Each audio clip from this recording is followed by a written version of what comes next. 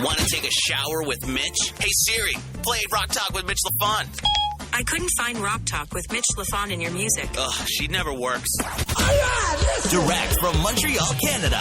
This is Rock Talk with Mitch Lafon. Rock Talk with Mitch Lafon. Bonjour and welcome to this episode of Rock Talk with Mitch Lafon. Joining me on the phone from the band Silverthorne, it is guitarist, vocalist Pete Shoulder. The band also includes drummer Brian Tichy, which most of you will know and love from his 10 years in Foreigner, Whitesnake, Billy Idol, Dead Daisies, and of course a million other bands. He also Jeff Tate. I guess it was Operation Mindcrime or Jeff Tate's Operation Mindcrime. Anyway, they have a new album out with bassist Daniel Spree called Tear the Sky Wide Open, or if you want, Tear the Sky Wide Open, but I'm pretty sure it's Tear. Anyway, the new album is great. It has, or a new EP, I should say. It has this sound of, as described actually very accurately in the press release, as Led Zeppelin meets Cream meets Free meets Queen of the Stone Age means Soundgarden. Thusly put, it is an original thing going on. They're not defined by just one band or one sound, so they've got some great stuff. Now, of course, I wanted to track down and talk to Pete because he was in a band called The Union, which featured Thunder guitarist Luke Morley, the Thunder God in my world, and of course, he spent some time in Thunder. One of the guys in Thunder was ill for a while, and Pete had been brought in to replace him.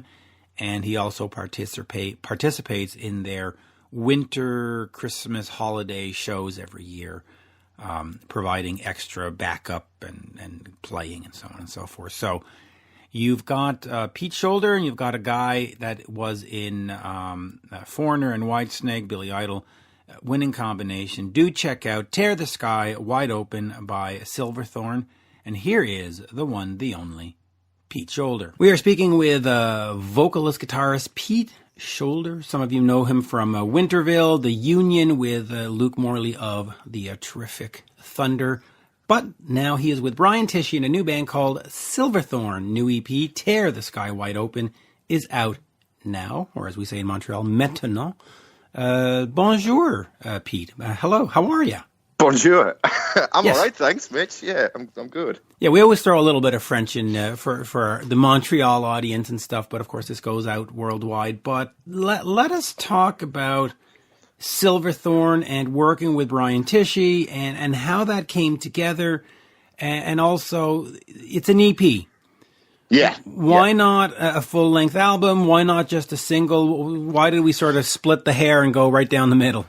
Yeah, well, to be honest, it was our label's idea. We had enough material for an album, but they kind of said that they think the best way of breaking a new band these days is to kind of maybe give them a little taster first before the full album. So, I think we probably would have preferred to release an album, but at that point we just wanted to get something out there because, it's been a long road to kind of get this out. So we just thought, well, why not? Let's just do it. So it was a bit difficult to kind of work out which songs to leave off, because like I said, we had over an album's worth of material. So yeah, so we just narrowed it down to 5 songs and put it out. So here it is. All right. So yeah. Let me ask you about that then. Is the plan then now this is a stepping stone and then a full album later this year or a full album next year? And if so, do we reuse these same songs or are these really EP exclusive? No, yeah, these songs will only be on the EP. So we've got, like I say, we've already got. When we made the EP, when we narrowed it down, we already had another 5 or 6 songs already written and recorded, and then we've sort of started writing and recording already for the album. So the album will be all brand new songs. So we're going to finish that this year. That's the plan, and then hopefully it'll be out this year as well. But it all depends with the label and stuff. So but that's the plan. We're going to get it finished pretty soon. Well, that's a great plan, and I'm looking forward to it. So talk to me a little bit about the challenges of getting a new band off the ground. You, of course, had that band with Luke Morley, The Union, Brian Tichy's been all over the place. Now, from what I understand, you met because I think Whitesnake and Thunder toured together, and you and Brian hit it off.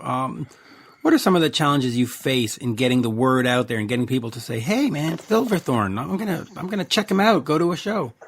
Yeah, it's tough. It's really hard these days to brand new band and get noticed and get people excited and interested in it. But it's you just got to keep on doing everything you can. Really, social media helps.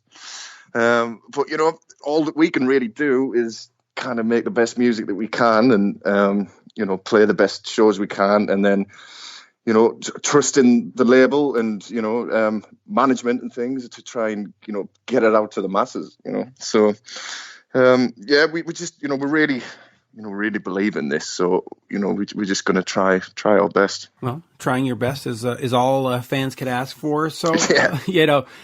Before we get over to the Union and we'll finish the Silverthorne story, let me ask you a little bit about working with Thunder. Ben got diagnosed with cancer, had to take some time off, and you came in and replaced him. Talk to me about that moment of getting the call and getting in there with the guys and playing with the band, and knowing that the circumstance was not it wasn't the greatest. I mean, I don't know how else to put that, but talk to me about that circumstance and coming in there. Did they know you before? Were you recommended? How did you end up playing guitar next to rock's greatest vocalist, Danny Bowes?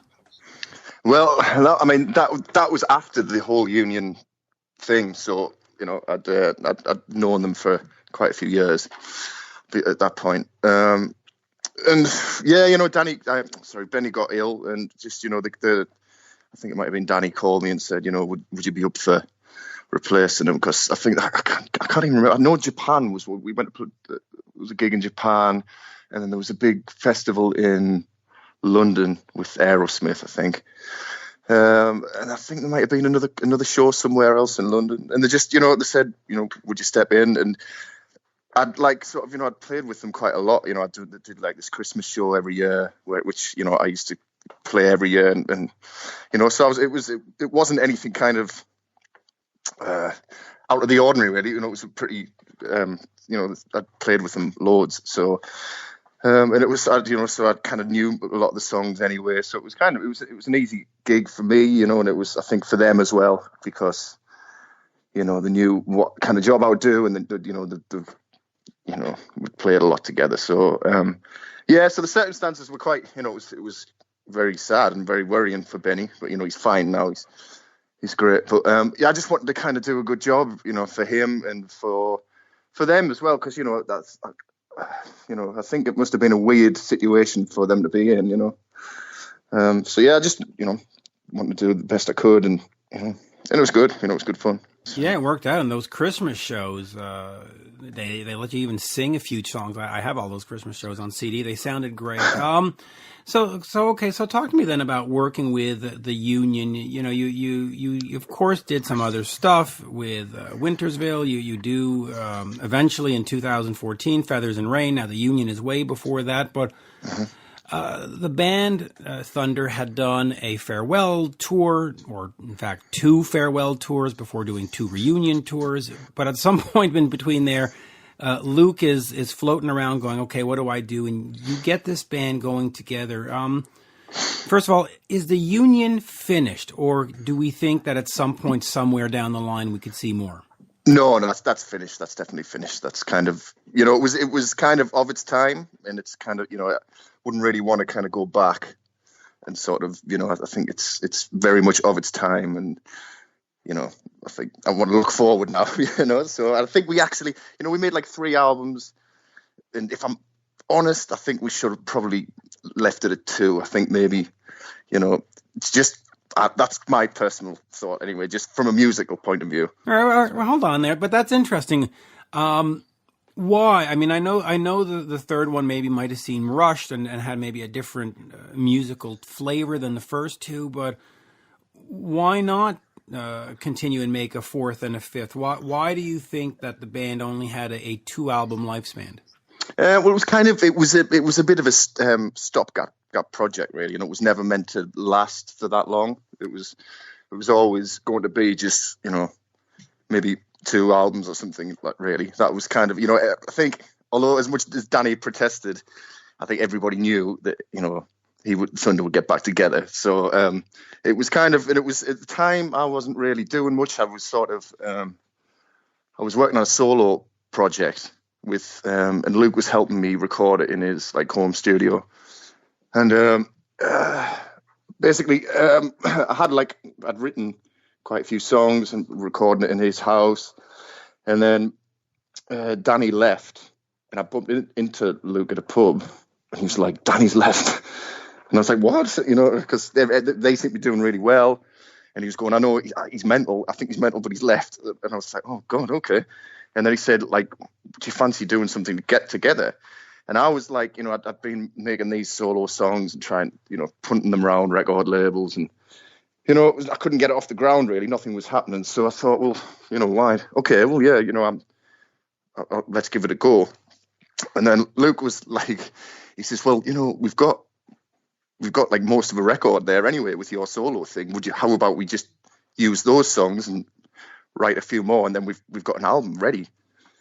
And I wasn't sure at first, because I was like, "Oh, well, those might, I've been wanting to have those songs on a solo record." But then, I thought, well, the turnaround will be quicker. We can make an album quicker and strike while the iron's hot. So we did that, and yeah. So I mean, and that was it, really. And it kind of, the first album was really well received, and but it kind of got to the point after the second album, maybe, where it wasn't really going any further. So, it was kind of, from a career-wise, Yeah, it's difficult because you've got somebody from an established band, and fans sort of want them back in that established band, and you're trying to create something new. But okay, so let me take over to Winterville, sort of more of a blues rock band. 2007 in January, you say we're done. Talk to me about some of the challenges you faced playing the style of music you were playing in that environment back in the early 2000s, and where you got to the point where you said, "Okay, this is not working. We just have to move on." Yeah, well, that was an interesting thing, because we got signed by Island Records. But they they wanted to sign me as a solo artist. And at the time, I didn't really want to be a solo artist. I wanted it to be to have a band. So, I wasn't really comfortable with at the time, that wasn't really what I wanted to do. And Island Records sort of wanted me to be, did you know a guy called Jamie Cullum? Did you have him over there? Yes. Yeah, kind of like a jazz pianist thing. And he was sort of doing really well at the time. And their Island Records kind of idea for me was to be they said, you can be the blues version of Jamie Cullum, which kind of made me a little bit, made my skin crawl a little bit. I'm not bashing Jamie Cullum, but it's just, that I didn't really want to be put in that sort of pigeonhole at the time, to be this blues thing. I wanted to do rock music. So we talked to the label and said, well, what happens, what if we kind of go down a more rock route, or at least blues rock, and but have it's a band. And they kind of accepted and said, yeah, well, okay. And then, we made half of the record, and then they decided to drop all their rock bands. So it was we don't think rock's going to work. So that was a challenge straight away. Playing that kind of music was oh, okay. So then we were left on our own, and we had a little bit of money left from the label, and we kind of finished the album ourselves and then released it ourselves. But then, there was no money to do anything, and I think our management wasn't really sure where to go next. And, it was difficult to do anything, So that was a shame, because we felt like we were kind of just getting started as well, and it got to the point where we didn't have any money to do anything, and we were trying to make the second record in a tiny little rehearsal room, on a tiny little computer, which wasn't that, great back in those days to record with. And it was just what do we do? Yeah, somebody famously once told me, they said, in order to have a successful band, what you need at the beginning is one really, really rich band member. Right? Because it all comes down to that. Okay, so then you do, of course, Feathers and Rain. You do the solo album.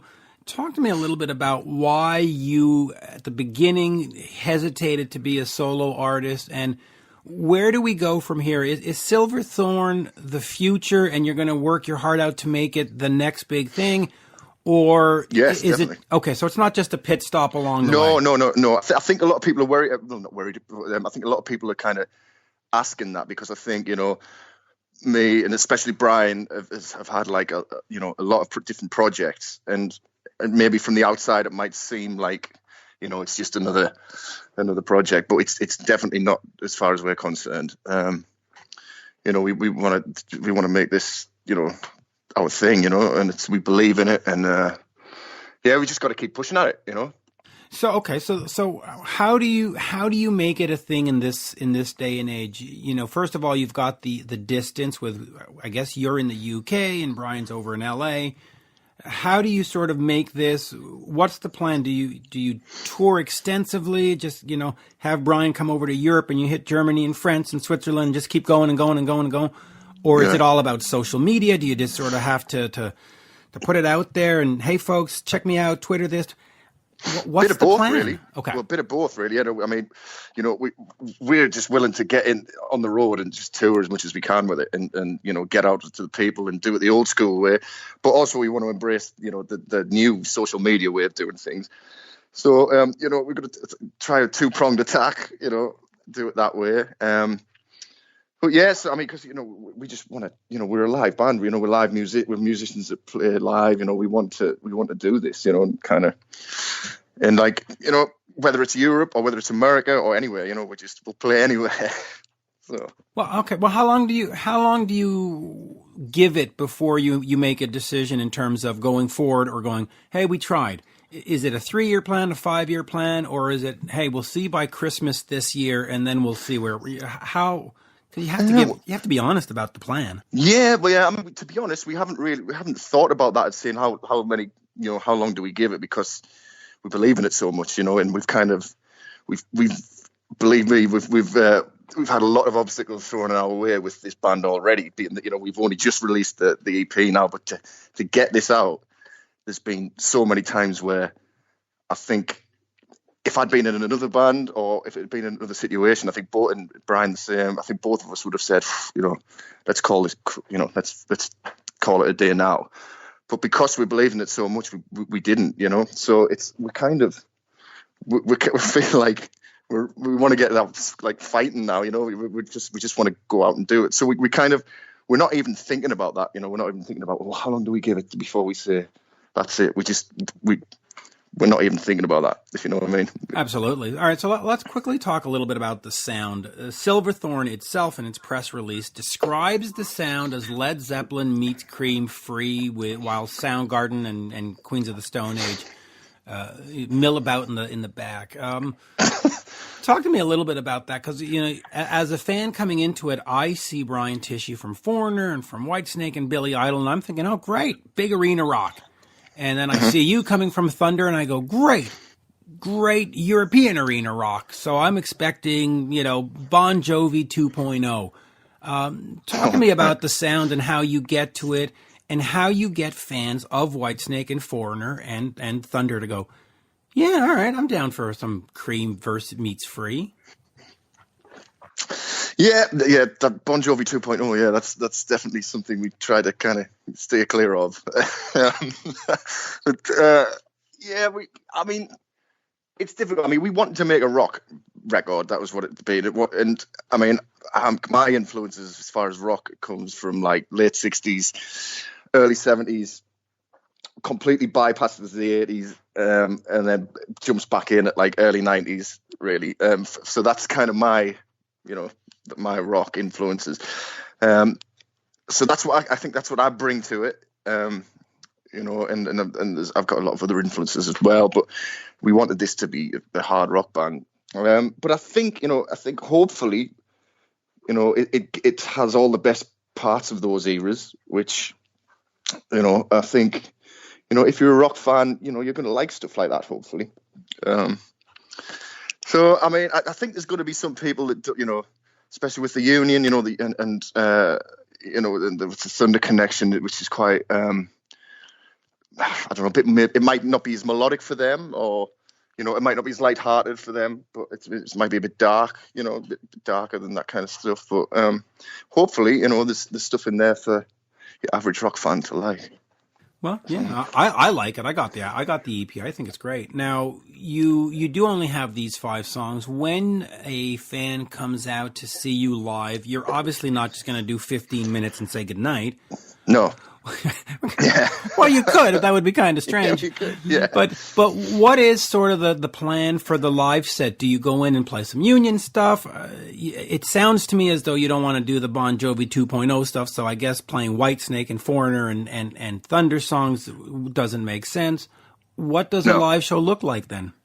Well, we did 2 shows at the end of last year. We did one in Vegas and one in LA at the Viper Room. And what we did is we basically played all the songs we had, which is over an album's worth. So, you know, we did an hour set. So, and we played, you know, we played all the EP, and then we played the songs that we left off the album, and then songs that which will be on the album as well, like with the new songs we've been writing at the time. So there was some acoustic stuff in there as well, and you know, so we played everything that we had. So you know, and we're always right, even when we're not together. Me and Brian are kind of we write like over Skype and things. You know, we were like sending each other ideas all the time. You know, we finished songs that way.